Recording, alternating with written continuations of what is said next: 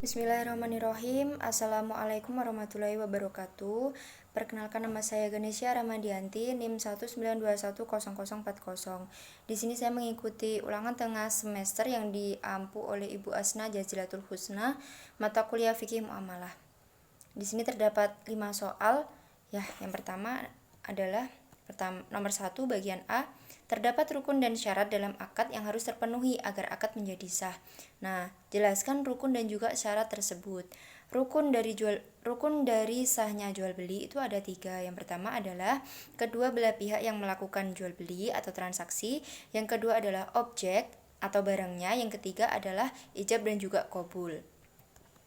Untuk syaratnya, penjual dan juga pembeli harus balik dan berakal sehat dan atas kehendak sendiri.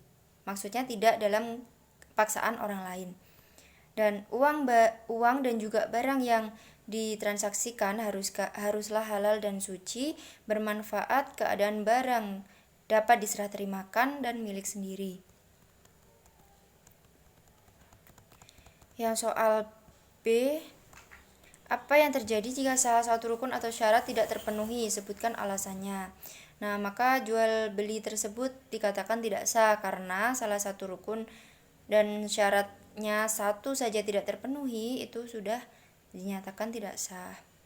Yang C, jelaskan macam-macam pembagian jual beli berdasarkan harga modal, barang pengganti, dan waktu penyerahan. Nah, berdasarkan modal ini ada bai al-murabahah, itu penjualan melebihi harga pokok. Terus bai al-wadiah, yaitu penjualan kurang dari harga pokok. Dan yang terakhir adalah bai al-tauliyah, penjualan sesuai dengan harga pokok. Berdasarkan barang pengganti itu ada bai al-muqayyadah, yaitu barter. Dan berdasarkan waktu penyerahan dan pembayaran itu ada bai as-salam, menunjukkan barang contoh disertai penjelasan dan harga deskripsinya tanpa membawa barang yang akan dijual belikan. Lalu nomor 2, jelaskan hukum, argumentasi, dan penyelesaian dari kasus-kasus berikut ini. Nah, yang A, dalam akad jual beli ternyata penjual belum memiliki barang yang ditransaksikan. Nah, pada kasus itu hukumnya tidak sah karena salah satu larangan jual beli itu adalah berjual beli dengan adanya unsur gharar atau ketidakjelasan. Dan penyelesaiannya itu tidak usah melakukan jual beli terlebih dahulu karena barang yang ditransaksikan itu tidak ada.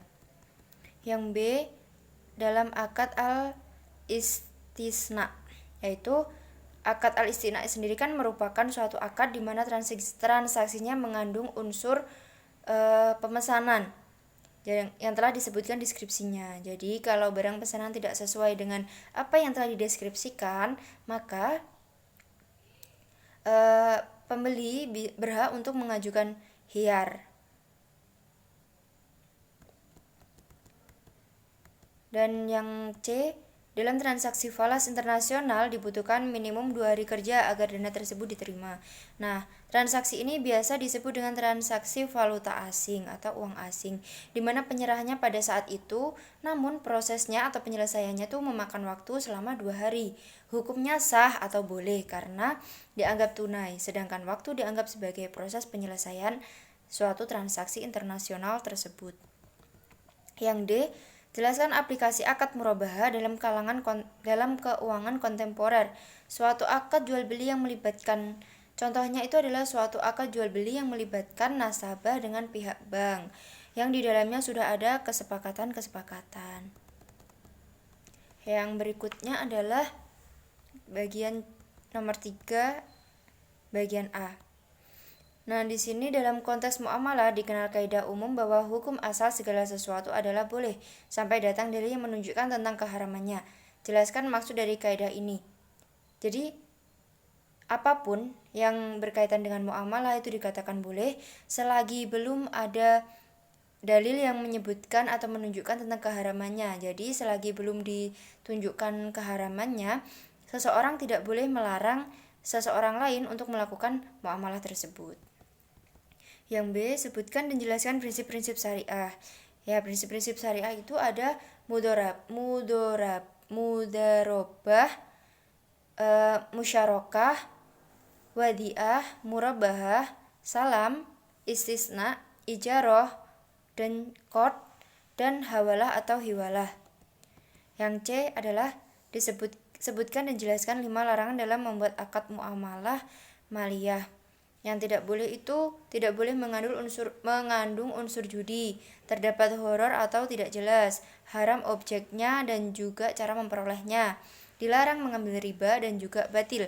Batil sendiri di sini yang dimaksud adalah tidak melakukan hal yang seharusnya atau bertentangan dengan hukum syariah. Nomor 4 yaitu jelaskan apa yang dimaksud dengan khiyar. Khiyar adalah suatu keadaan di mana orang yang berakad bisa memutuskan akadnya itu dilanjutkan atau berhenti, yang bertujuan untuk menghindari sesuatu yang menimbulkan kerugian sehingga tercapainya suatu kemaslahatan. Yang B, sebutkan dan jelaskan macam-macam khiyar. Khiyar dibagi menjadi 4 yaitu khiyar majelis, khiyar syarat, khiyar aib dan juga khiyar ru'yah. Yang C, kapan setiap khiyar ini muncul dan apakah boleh jika dipersyaratkan untuk menghilangkan khiyar.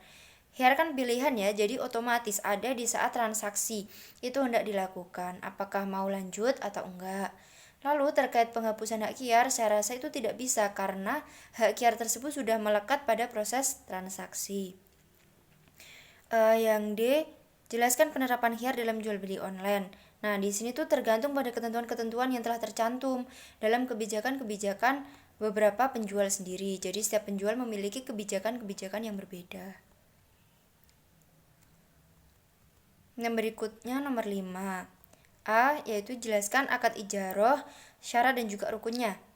Akad ijaroh adalah kesepakatan dalam hal sewa, upah jasa, imbalan. Nah, rukun ijaroh sendiri itu adalah satu orang yang berakad, yang kedua ijab dan juga qabul, yang ketiga upah, dan yang terakhir adalah manfaat. Syaratnya balik dan juga berakal. Objek ijaroh adalah sesuatu yang halal dan tidak haram. Yang B, bagaimana penerapan akad ijaroh pada masa sekarang? Berjalan sebagaimana mestinya, tetap mematuhi dan menjalankan segala syarat dan juga rukun yang ada sesuai dengan syariat Islam. Yang C, jelaskan penerapan akad ijaroh muntahiyah bitamlik dengan memberikan contoh dan ilustrasinya. Jadi penerapannya adalah di mana persewaan diikuti oleh kepemilikan barang oleh nasabah. Contohnya, jika si A menjual sebuah apartemen seharga 200 juta dan si B hendak membeli, namun si B tidak membeli secara langsung. Si B tuh mengajak suatu bank untuk bekerja sama. Nah, si pihak bank itu membeli apartemen pada si A seharga 200 juta yang diangsur selama 10 bulan, yaitu 20 juta per bulannya. Lalu pihak bank itu menjual lagi ke pihak B yang hendak membeli tadi,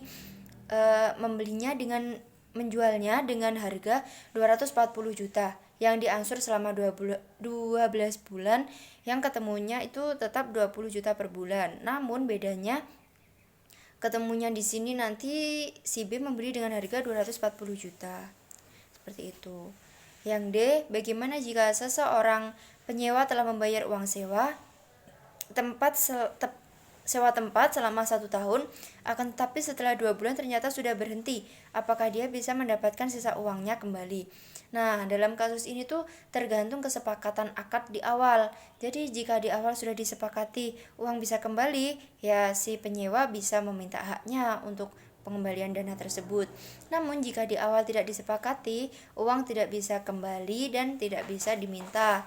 Si penyewa tidak mempunyai hak untuk meminta sisa uang tersebut. Sekian dari saya. Jika ada kurang lebihnya mohon maaf. Terima kasih. Wassalamualaikum warahmatullahi wabarakatuh.